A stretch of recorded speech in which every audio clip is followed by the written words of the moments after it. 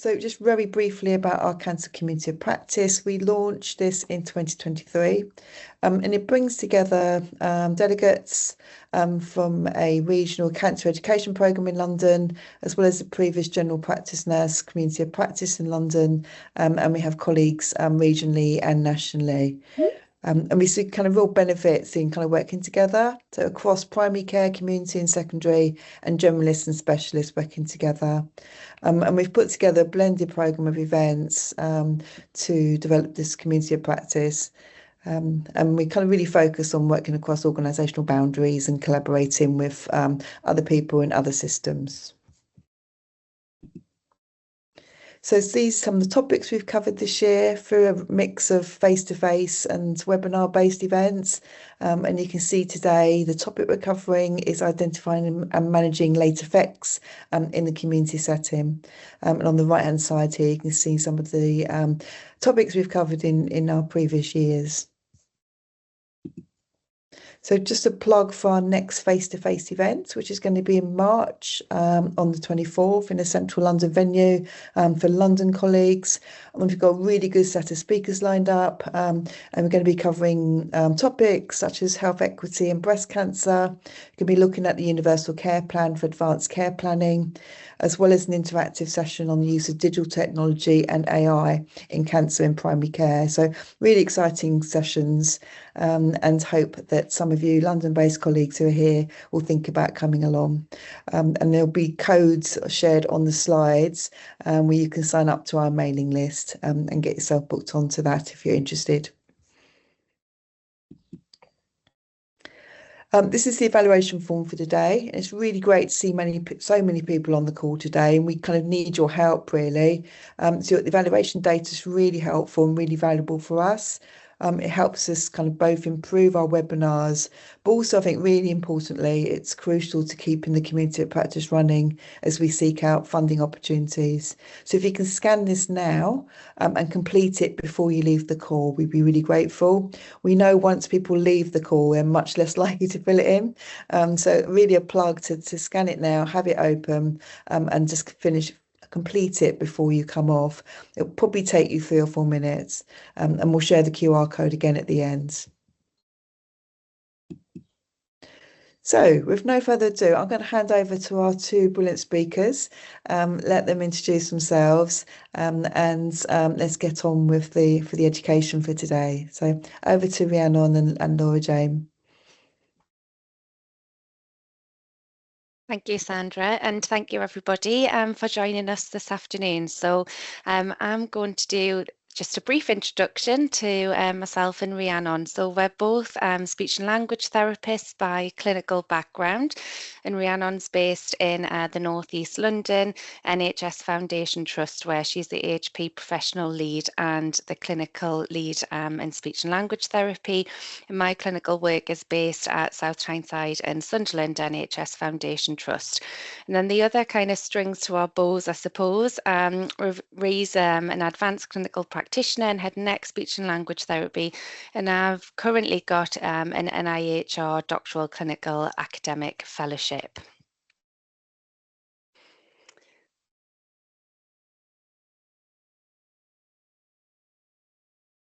Okay, so in today's session, unfortunately we fiddled about with it a little bit, so it's going slightly out of sync with this. So we're going to start with laryngectomy, specific survivorship and evidence around that. Moving on to general cancer survivorship themes.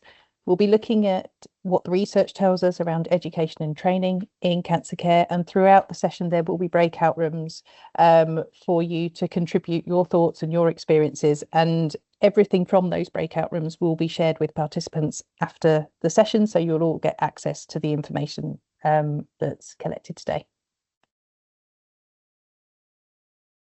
So I'm going to start off talking about the laryngectomy specific needs, but I just wanted to start really with a quote from a paper that was published a few years ago now, which looked at traditional follow-up services for people after cancer. And what came out of this publication was that actually our traditional follow-up services frequently leave survivors of cancer with unmet needs.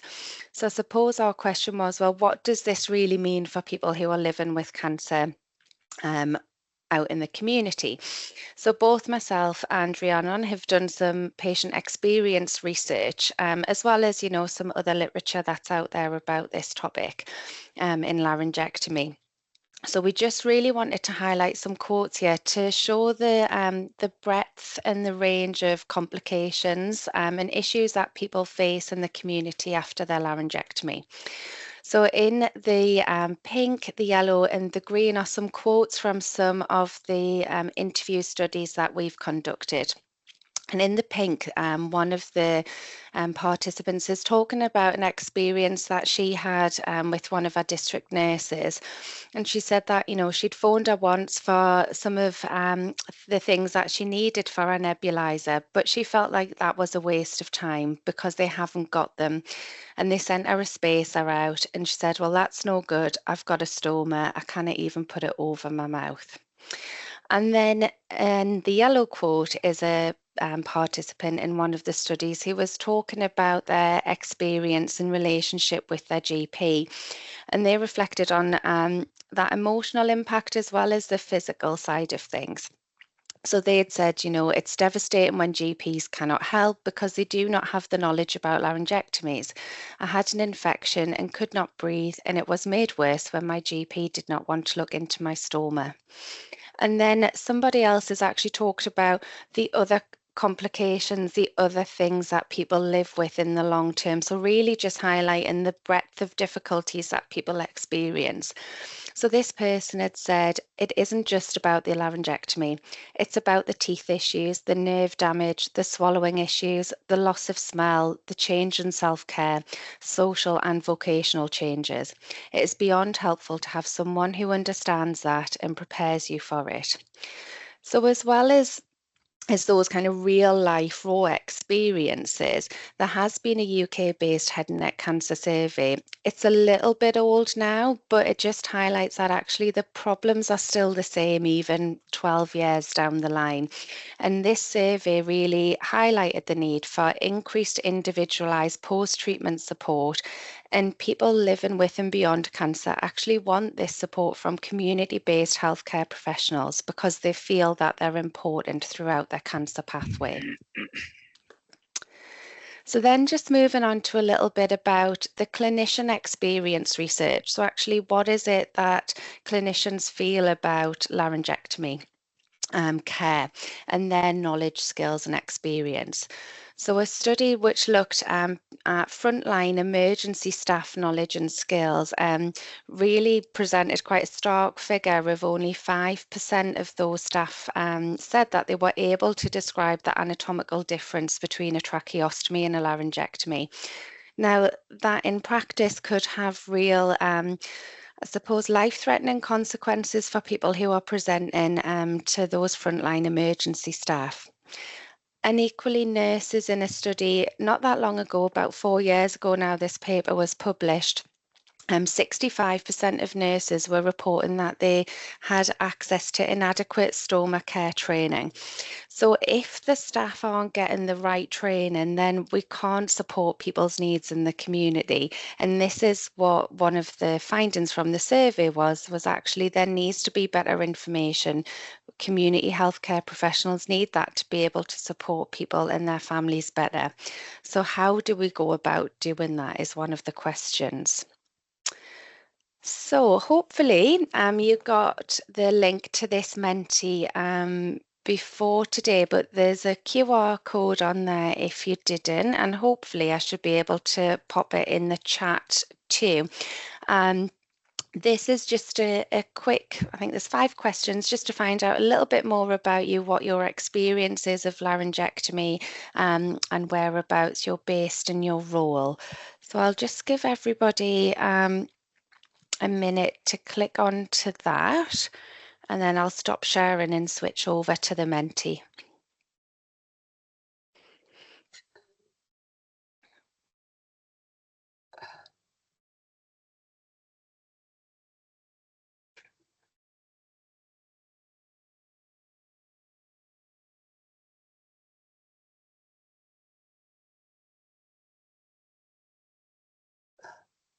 Okay, hopefully that's given enough time to do that. So I will share my screen now.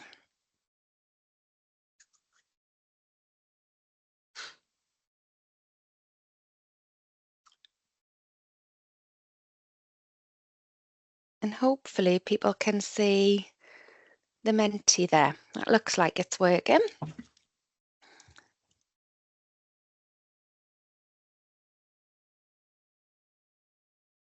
Just going to move the QR code if I can. There we are. That's great. So a real range really of people. So we've got people who work in tertiary referral centres, people who work in surgery and post-op rehab, people working specifically in head and neck in the community, people who are working across 2 different pathways. We've got people who are working in general services, district nursing. It's great. It's great to have a real range of experiences on the call. Hopefully, I should be able to move this on now to the next question, and this should move on with you, I think.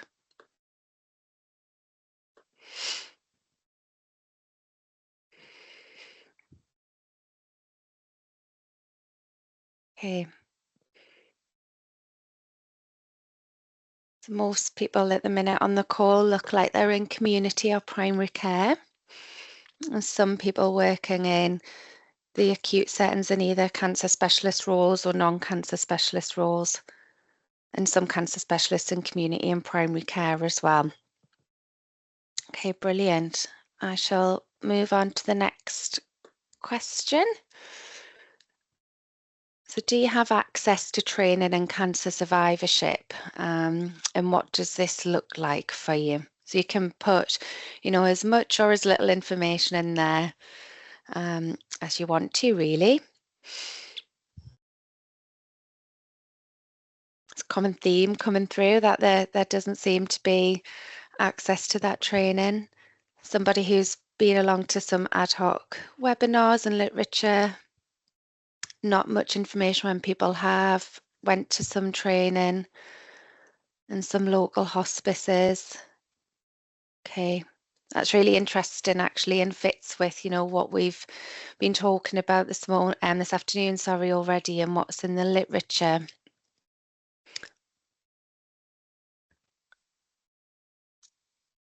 Okay.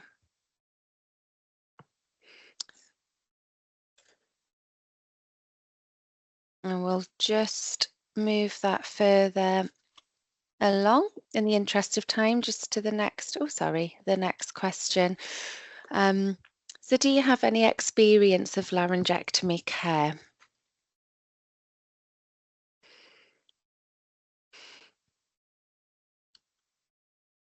Okay, so predominantly people don't have that experience of laryngectomy care. Some people do, and some people have got it across, somebody's got it across acute and the community setting. Somebody with some experience 15 years ago, and then some minimal experience of laryngectomy care. Sorry, I can't seem to be able to scroll for, there. And some people, again, from many years ago, tracheostomy care, and somebody else who's got more experience in tracheostomy. Somebody who post-op will see laryngectomy, but the majority of people on the call haven't got that experience of laryngectomy care.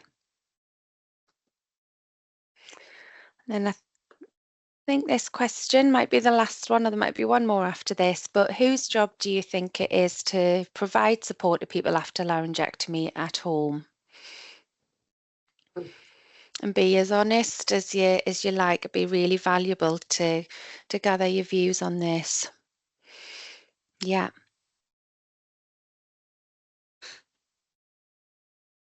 The quite common responses there, that should be everybody, the multi-professional team.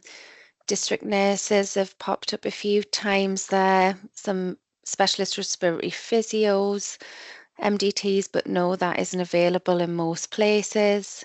Speech and language therapy, GP, all of us, everyone but needs some training.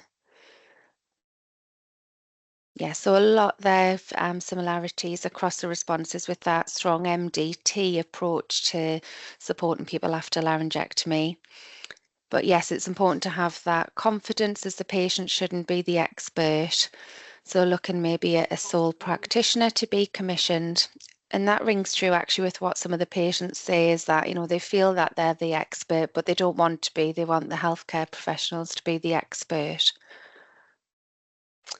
Yes, that is right. I will stop sharing. Thank you very much for that. And we will have those responses saved so can share those with everybody afterwards. So I'm going to be quiet now and hand over to Ree for the next part of the presentation.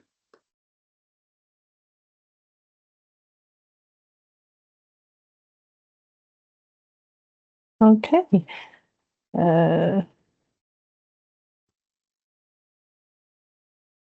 Sandra, are you just getting us to the right slide?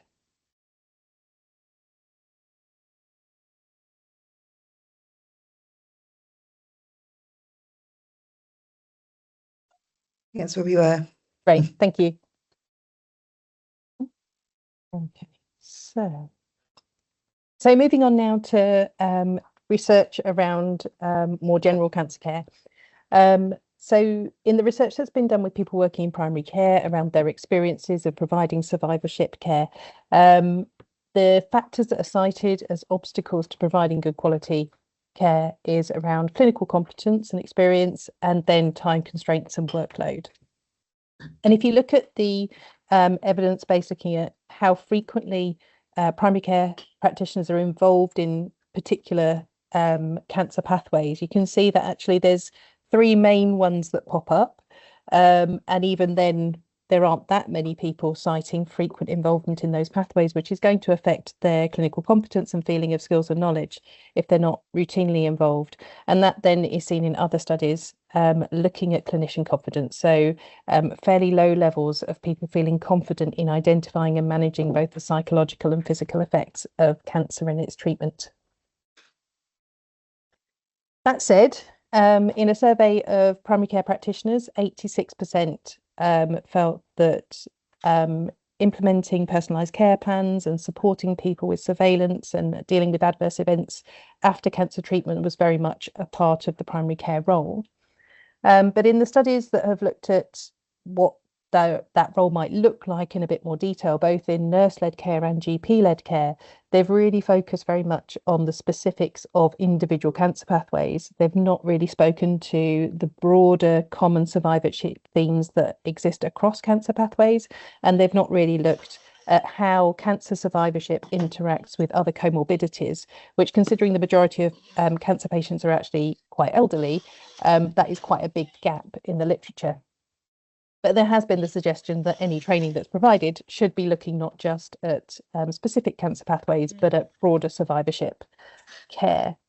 So we're going to be moving into our first set of breakout rooms. We were just going to do some feedback. So whilst everybody's been chatting, hopefully in their groups, Rhiannon and I have kept a bit of an eye on the Padlet to see what kind of things were coming through. So we'll just spend a few minutes now kind of summarising the first 5 questions. I think some people have probably gone a little bit further on than that, which is absolutely fine. We can just do a short, maybe 10 minutes in the next breakout room to pull together any final things maybe, and then come back from there.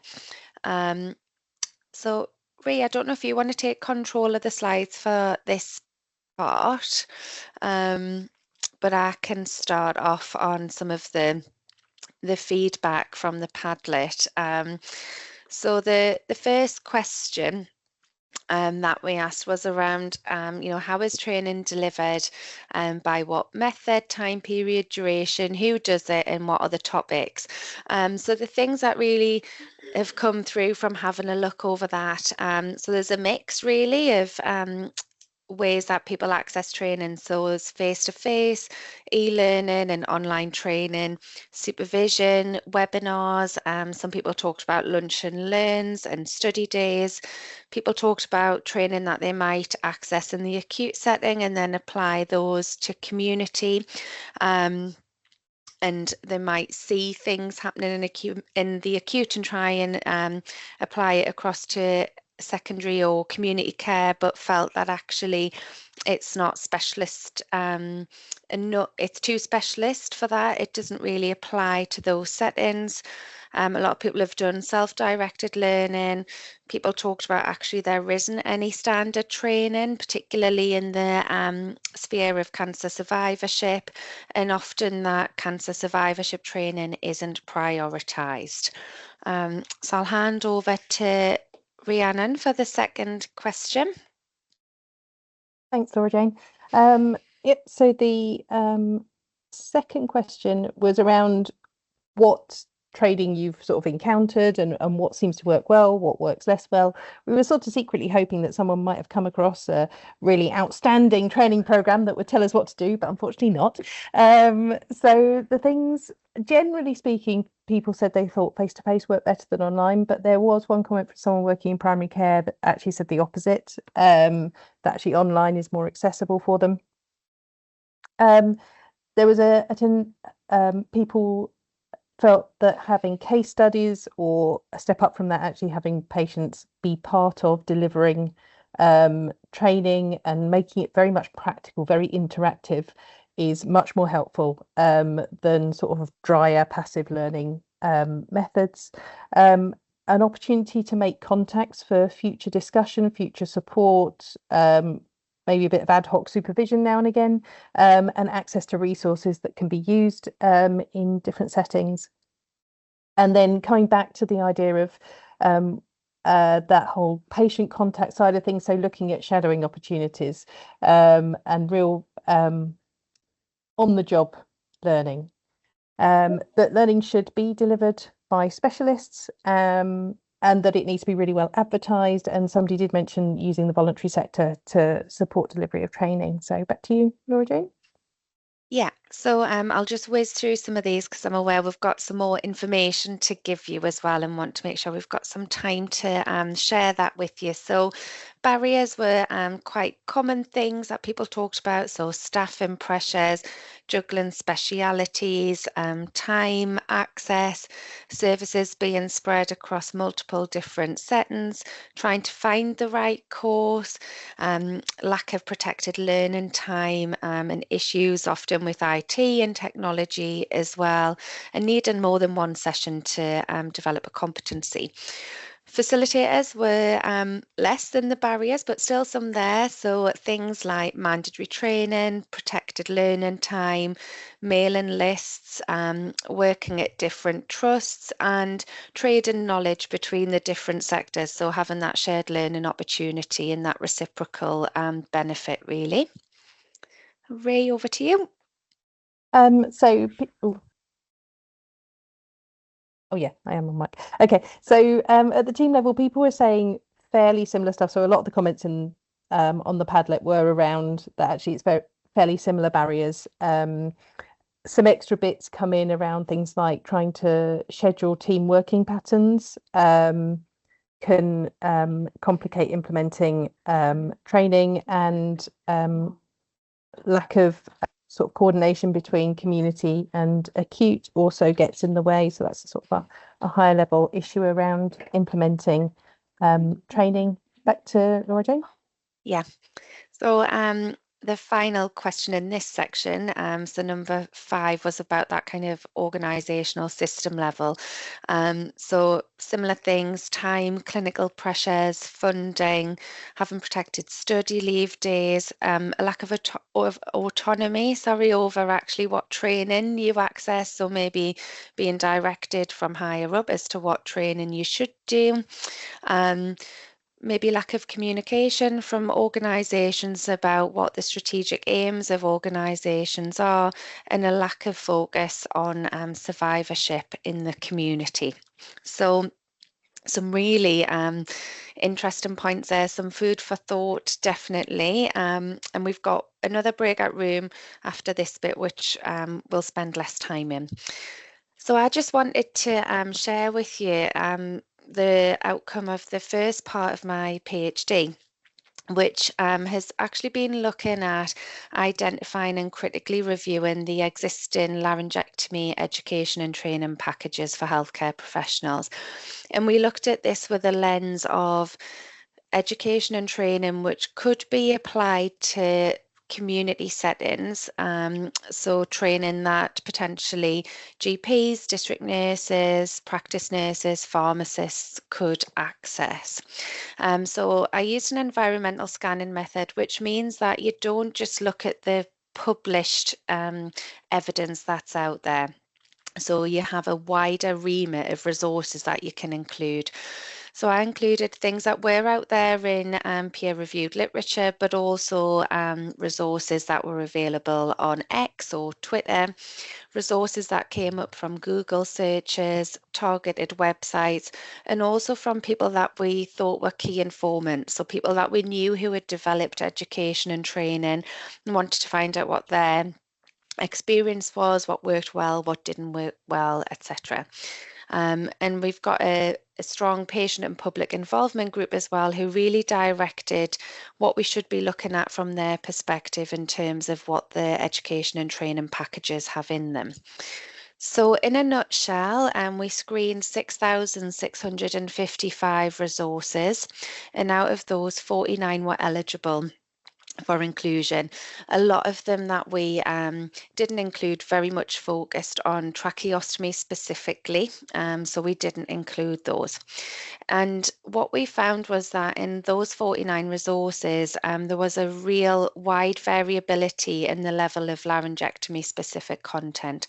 So what I mean by that is some of the resources had a lot of information about what you should do in an airway emergency, but that was very much applied to an acute setting where you've got that, I suppose, protected resources around you for what do you do if somebody's blocking off their airway. And some of the resources had very limited content on what you might do to support people to live well after a laryngectomy. The education and training that's out there didn't really have many evaluation or knowledge checks, so we don't know actually if the education and training is supporting the professionals accessing it to develop skills, develop confidence and develop competence in laryngectomy care in the community. And the PPI involvement, so the patient and public involvement in developing those resources, was really lacking. So actually, if we don't ask the people living with the condition what it is they need support with, then how do we train healthcare professionals to meet their needs? And ultimately, what our findings from this is yes, everybody's trying to improve the situation by developing education and training, but it's not really hitting the mark at the minute. It's not having enough of an impact on knowledge and skills, and then ultimately that has an effect on the patient outcomes and their experiences. Okay, so moving on to the general cancer literature. So again, as we've already alluded to, the literature has suggested that we should be looking at general common themes in survivorship care as well as pathway-specific information, but also looking at some of what Laura Jane was just saying in the laryngectomy literature, looking at how that training is designed to ensure changes to practice occur. And Chan et al. Did a comprehensive review of studies into cancer survivorship training.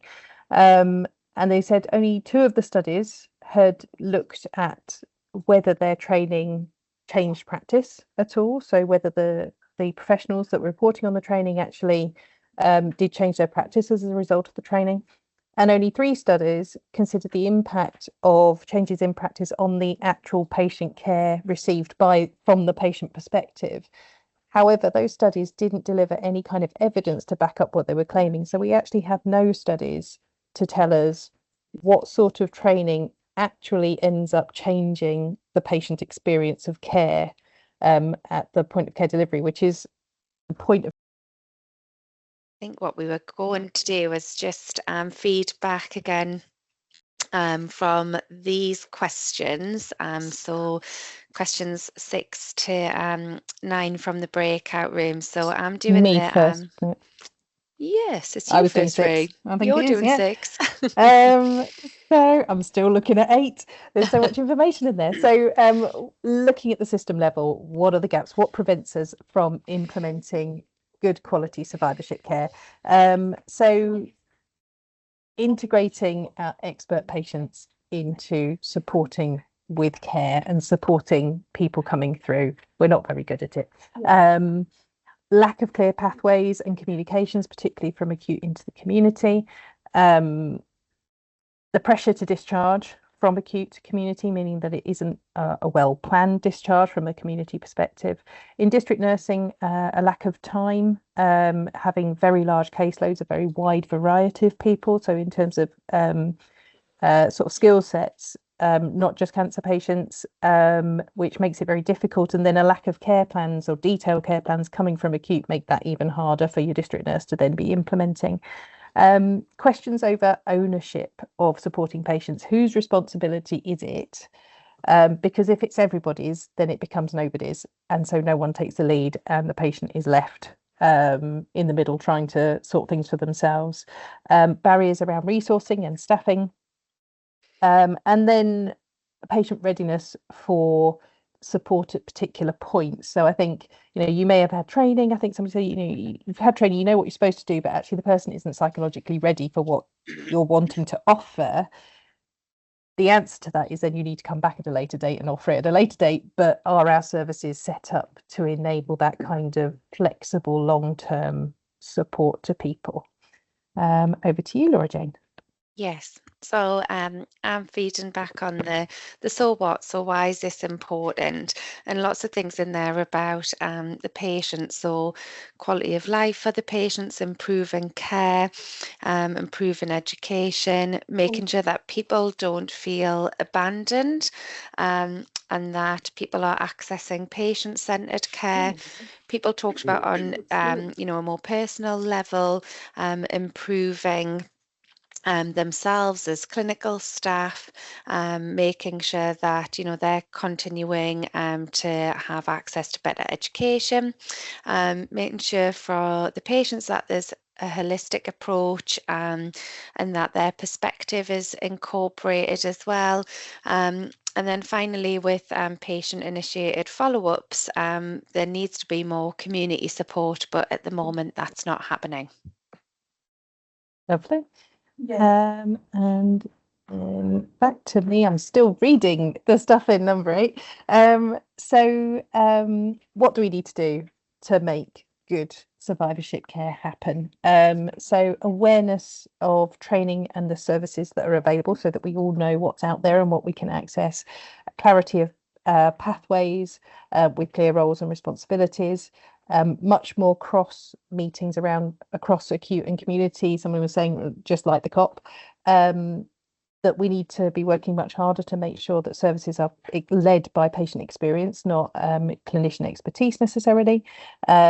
Someone else has suggested, it's been suggested in a couple of places, to have specialist community teams with expert knowledge that support people in their homes.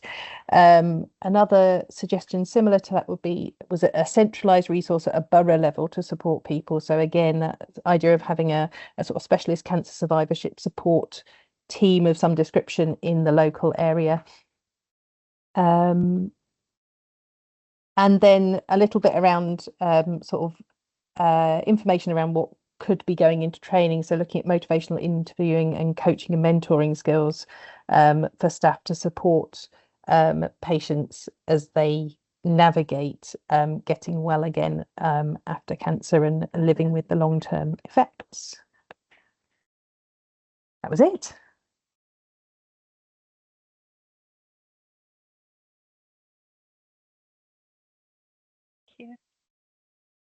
Yeah, so we've got a few minutes, not very much, a few minutes for any questions if anybody had anything that they would like to ask. think we've probably got space for about one question. Oh no. We've got 4 minutes. But people can also use the chat, so we can always obviously pick things up afterwards if we don't get time to cover them. Sharon, did you have a question? Mine is really quick. It's in the first part, cancer survivorship training. Most people in the group hadn't had any proper training. They'd learned on the job and read studies and blah, blah, blah. So I was just wondering, are there any resources or e-learning links or stuff that we could share, really, that could be useful for everybody? That was my one question. Thanks. I think that's definitely something for us to take away as a COP, because there are two strands to that, aren't there? There's obviously Laura Jane and I come from a head and neck cancer background, but then we would want to be looking at things for the more general common topics across cancer survivorship. So maybe that's something we could do as a COP, put a resource set together. Thanks, Rhiannon. Time for one last question, probably, if there is anything. Is there anything in the chat, Sharon?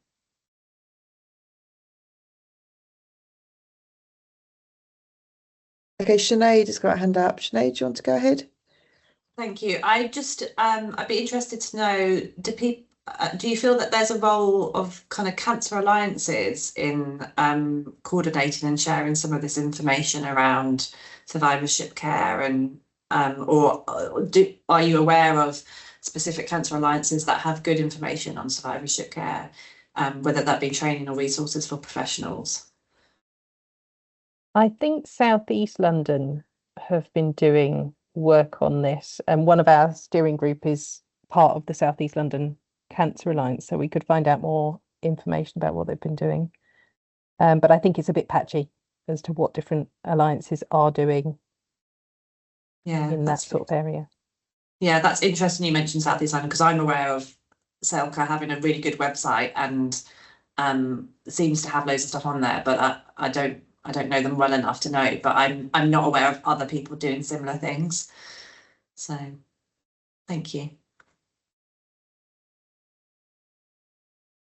Okay, I think we're probably out of time for questions. Thank you. So thank you to our speakers, Rhiannon and Laura Jane. I think challenges of technology, I think we've done well. Obviously, it'd be good to get people's feedback around how that's gone and how it's been for you, which leads me on to my next slide. But thank you to all the participants as well, in your kind of engagement and involvement in the activities. Rhiannon, do you want to just say something about how we're going to share the outputs quickly?